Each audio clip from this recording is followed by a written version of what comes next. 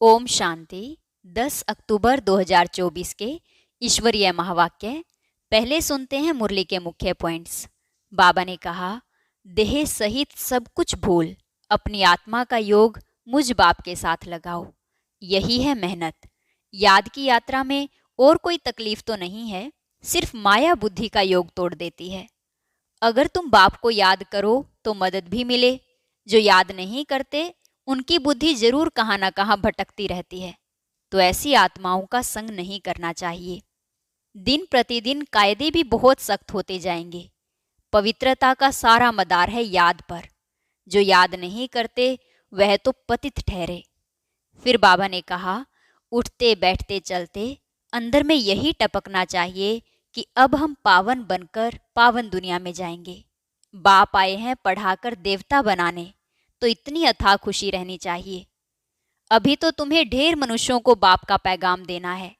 Drama अनुसार तुम बच्चे जितना सर्विस कर प्रजा बनाते हो, अर्थात जिनका कल्याण होता है, तो उनकी फिर आशीर्वाद भी मिलती है। लास्ट में बाबा ने कहा, इस समय आत्मा की सारी ताकत निकल गई है, इसलिए तुम्हें खूब पुरुषार्थ करना और कराना है। थकना नहीं है और ना ही हार्ट फेल होना है। और अब सुनते हैं महावाक्यों को विस्तार से। मुरली का सार। मीठे बच्चे, उठते बैठते बुद्धि में ज्ञान उछलता रहे तो अपार खुशी में रहेंगे। प्रश्न, तुम बच्चों को किसके संग से बहुत बहुत संभाल करनी है? उत्तर, जिनकी बुद्धि में बाप की याद नहीं ठहरती, बुद्धि इधर उधर भटकती रहती है, उनके संग से तुम्हें संभाल करनी है।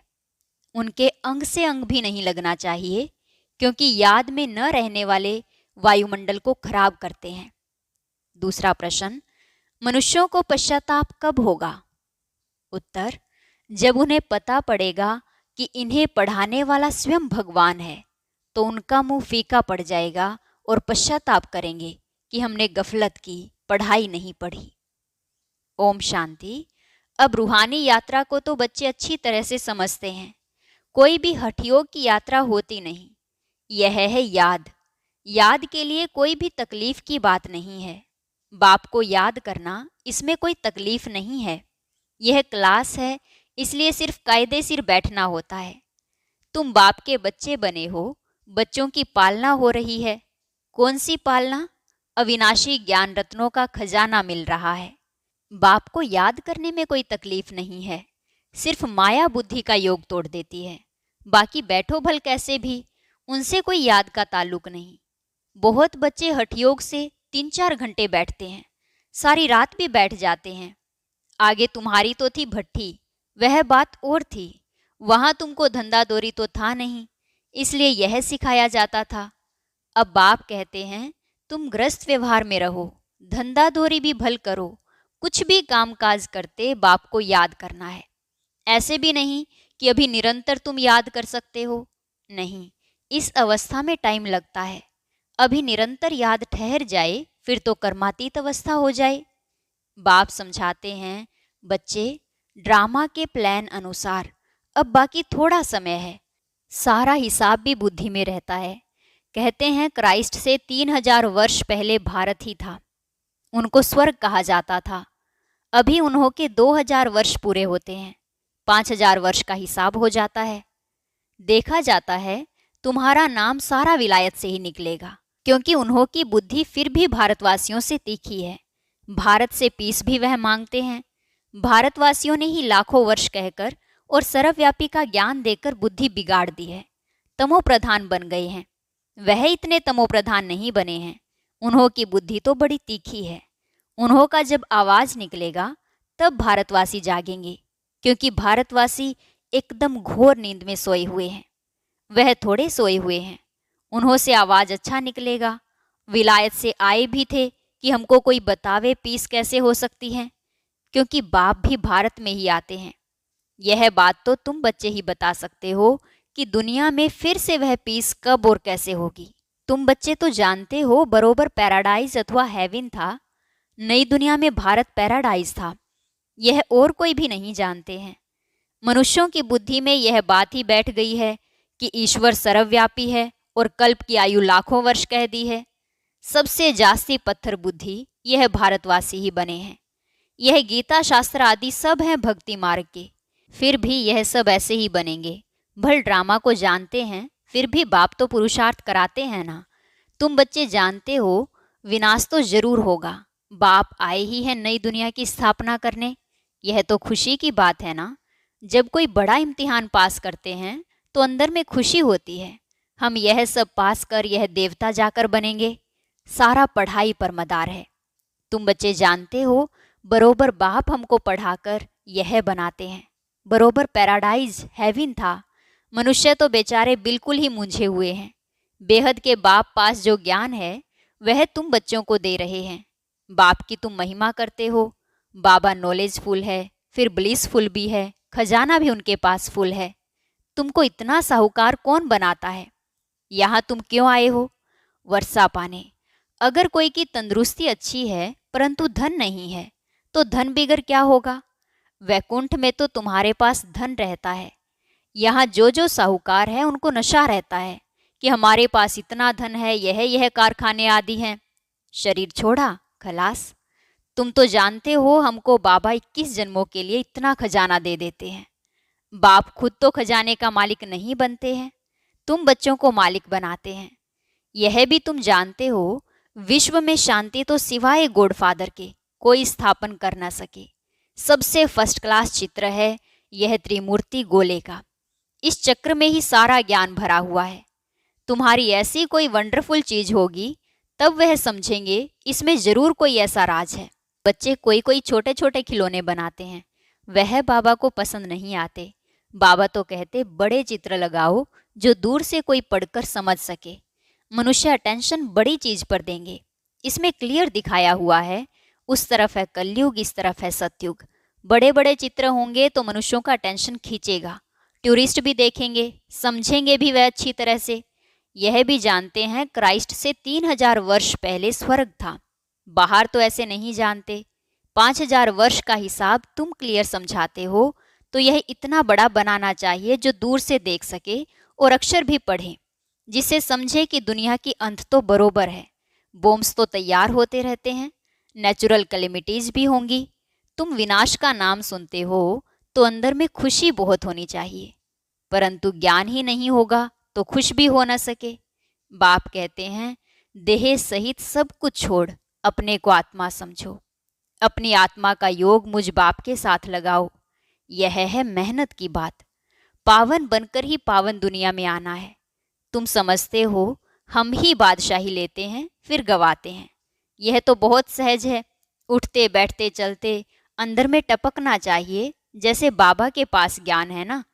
बाप आए ही हैं पढ़ाकर देवता बनाने, तो इतनी अथाह खुशी बच्चों को रहनी चाहिए ना।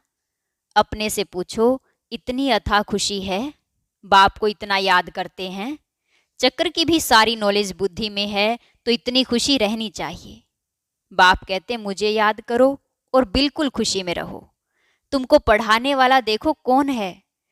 जब सबको मालूम पड़ेगा तो सबका मुंह ही फीका हो जाएगा, परंतु अभी उन्हों के समझने में थोड़ी देरी है। अभी देवता धर्म के इतने मेंबर्स तो बने नहीं हैं, सारी राजाई स्थापन हुई नहीं है। कितने ढेर मनुष्यों को बाप का पैगाम देना है। बेहद का बाप फिर से हमको स्वर्ग की बादशाही दे रहे हैं। तुम भी उस बाप को याद करो। बेहद का बाप तो जरूर बेहद का सुख देंगे ना। बच्चों के अंदर में तो अथाह ज्ञान की खुशी होनी चाहिए, और जितना बाप को याद करते रहेंगे तो आत्मा पवित्र बनती जाएगी। ड्रामा के प्लान अनुसार तुम बच्चे जितना सर्विस कर प्रजा बनाते हो तो जिनका कल्याण होता है उन्हों की फिर आशीर्वाद भी मिल जाती है। गरीबों की सर्विस करते रहो, निमंत्रण देते रहो। ट्रेन में भी तुम बहुत सर्विस कर सकते हो। इतने छोटे बैज में ही कितनी नॉलेज भरी हुई है। सारी पढ़ाई का तंत्र इसमें है। बैजेस तो बहुत अच्छे अच्छे ढेर बनाने चाहिए जो किसको सौगात भी दे सके। कोई को भी समझाना तो बहुत सहज है। सिर्फ शिव बाबा को याद करो। शिव बाबा से ही वर्षा मिलता है, तो बाप और बाप का वर्षा, स्वर्ग की बादशाही कृष्णपुरी को याद करो। मनुष्यों की मत तो कितनी मूंझी हुई है, कुछ भी समझते नहीं। विकार के लिए कितना तंग करते हैं, काम के पिछाड़ी कितना मरते हैं, कोई बात ही समझते नहीं। सबकी बुद्धि बिल्कुल चट हो गई है, बात को जानते ही नहीं। यह भी ड्रामा में नूंद है। सबकी मेंटल खलास हो गई है, मानसिक शक्ति खत्म हो गई है। बाप कहते हैं, बच्चों तुम पवित्र बनो तो ऐसे स्वर्ग के मालिक बन जाएंगे। परंतु समझते ही नहीं। आत्मा की ताकत सारी निकल गई है। कितना समझाते हैं, फिर भी पुरुषार्थ करना और कराना है। पुरुषार्थ में थकना नहीं है, हार्ट फेल भी नहीं होना है। इतनी मेहनत की, भाषण से एक भी नहीं निकला, लेकिन तुमने जो सुनाया उसे जिसने भी सुना उस पर छाप तो लग गई। पिछाड़ी में सब जानेंगे जरूर, तुम बीके की अथाह महिमा निकलने वाली है। परंतु एक्टिविटी देखते हैं तो जैसे एकदम बेसमझी की, कोई रिगार्ड ही नहीं, पूरी पहचान नहीं। बुद्धि बाहर भटकती रहती है। बाप को याद करे तो मदद भी मिले, बाप को याद करते नहीं तो गोया वह पतित हैं। तुम बनते हो पावन। जो बाप को याद नहीं करते हैं तो उन्हों की बुद्धि जरूर कहाँ न कहाँ भटकती रहती है। तो उनके साथ अंग से अंग नहीं मिलना चाहिए, क्योंकि याद में न रहने के कारण वह वायुमंडल को खराब कर देते हैं। पवित्र और अपवित्र इकट्ठे हो न सके, इसलिए बाप पुरानी सृष्टि को खलास कर देते हैं।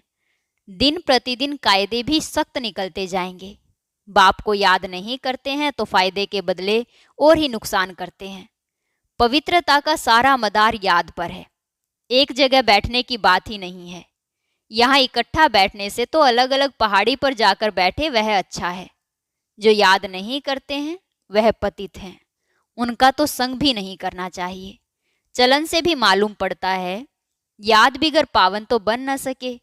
हर एक के ऊपर पापों का बोझा बहुत है, जन्म जन्मांतर का। वह बिगर याद की यात्रा निकले कैसे? वह गोया पतित ही हैं। बाप कहते हैं, मैं तुम बच्चों के लिए सारी पतित दुनिया को खलास कर देता हूँ। उनका संग भी ना हो, परंतु इतनी भी बुद्धि नहीं कि किसके साथ संग करना चाहिए। तुम्हारा प्यार पावन का पावन के साथ होना चाहिए, यह भी बुद्धि चाहिए ना। स्वीट बाप और स्वीट राजधानी के सिवाय और कोई याद ना आए। इतना सब त्याग करना कोई मासी का घर नहीं है। बाप को तो बच्चों पर अथाह प्यार है। बच्चे पावन बन जाओ तो तुम पावन दुनिया के मालिक बन जाएंगे। हम तुम्हारे लिए पावन दुनिया की स्थापना कर रहे हैं। इस पतित दुनिया को बिल्कुल खलास कर देते हैं। यहाँ इस पतित दुनिया में हर चीज तुमको दुख देती है। आयु भी कमती होती जाती है। इनको कहा जाता है वर्थ नोटे पैनी। कोड़ी और हीरे में फर्क तो होता है ना। तो तुम बच्चों को कितनी खुशी होनी चाहिए। गाया भी जाता है, सच तो बिठो नच। तुम सतयुग में खुशी में डांस करते हो। यहाँ की कोई भी वस्तु से दिल नहीं लगानी है। इनको तो देखते हुए देखना नहीं है, आंखें खुली होते हुए भी जैसे कि नींद हो। परंतु वह हिम्मत, वह अवस्था चाहिए। यह तो निश्चय है कि यह पुरानी दुनिया होगी ही नहीं। इतना खुशी का पारा चढ़ा रहना चाहिए, चुटकी काटनी चाहिए। अरे हम शिव बाबा को याद करेंगे तो विश्व की बादशाही मिलेगी। हठयोग से भी बैठना नहीं है। खाते पीते काम करते बाप को याद करो। यह भी जानते हो राजधानी स्थापन हो रही है। बाप थोड़े ही कहेंगे दासी बने, बाप तो कहेंगे पुरुषार्थ करो पावन बनने का। बाप पावन बनाने का पुरुषार्थ कराते हैं, तुम फिर पतित बनते हो। कितने झूठ पाप करते हो। हमेशा शिव बाबा को याद करो तो पाप सब स्वाहा हो जाए। यह बाबा का यज्ञ है ना, बड़ा भारी यज्ञ है। वह लोग यज्ञ रचते हैं, लाखों रुपया खर्च करते हैं। यहाँ तो तुम जानते हो सारी दुनिया इसमें स्वाहा हो जानी है। बाहर से आवाज होगा, भारत में भी फैलेगा। एक तो बाप के साथ बुद्धि का योग हो तो पाप कटे और फिर उच्च पद भी मिले। बाप का तो फर्ज है बच्चों को पुरुषार्थ कराना। लौकिक बाप तो बच्चों की सेवा करते हैं, सेवा लेते भी हैं। यह बाप तो कहते हैं, मैं तुम बच्चों को 21 जन्मों का वर्षा देता हूँ। तो ऐसे बाप को याद जरूर करना है जिससे पाप कट जाएं। बाकी पानी से थोड़ी पाप कटते हैं। पानी तो जहाँ तहाँ है। विलायत में भी नदियाँ हैं, तो क्या यहाँ की नदियाँ पावन बनाने वाली, विलायत की नदियाँ पतित बनाने वाली हैं क्या? कुछ भी मनुष्य में समझ नहीं है। बाप को तो तरस पड़ता है ना। बाप समझाते हैं, बच्चे गफलत मत करो। बाप इतना गुलगुल बनाते हैं तो मेहनत करनी चाहिए ना, अपने पर रहम करना है। अच्छा, मीठे मीठे सिकी लदे बच्चों प्रति माता पिता बाप दादा का याद प्यार और गुड मॉर्निंग। रूहानी बाप की रूहानी बच्चों को नमस्ते। रूहानी बच्चों की रूहानी बाप दादा को नमस्ते नमस्ते, गुड मॉर्निंग, शुक्रिया बाबा, शुक्रिया। धारणा के लिए मुख्य सार। पहली पॉइंट, यहाँ की कोई भी वस्तु में दिल नहीं लगानी है, देखते हुए भी नहीं देखना है। आंखें खुली होते हुए भी जैसे नींद का नशा रहता, ऐसे खुशी का नशा चढ़ा हुआ हो। सारा मदार पवित्रता पर है, इसलिए संभाल करनी है कि पतित के अंग से अंग न लगे। स्वीट बाप और स्वीट राजधानी के सिवाय और कोई याद ना आए। वरदान है, हद की इच्छाओं को छोड़, अच्छा बनने वाले, इच्छा मात्रम अविद्या भव। हद की इच्छाओं को छोड़, अच्छा बनने वाले, इच्छा मात्रम अविद्या भव। मन में कोई भी हद की इच्छा होगी तो अच्छा बनने नहीं देगी। जैसे धूप में चलते हो तो परछाई आगे चलती है, उसको अगर पकड़ने की कोशिश करो तो पकड़ नहीं सकते। पीठ करके आ जाओ तो परछाई पीछे पीछे आएगी। ऐसे ही इच्छा आकर्षित कर रुलाने वाली है, उसे छोड़ दो तो वह पीछे पीछे आएगी।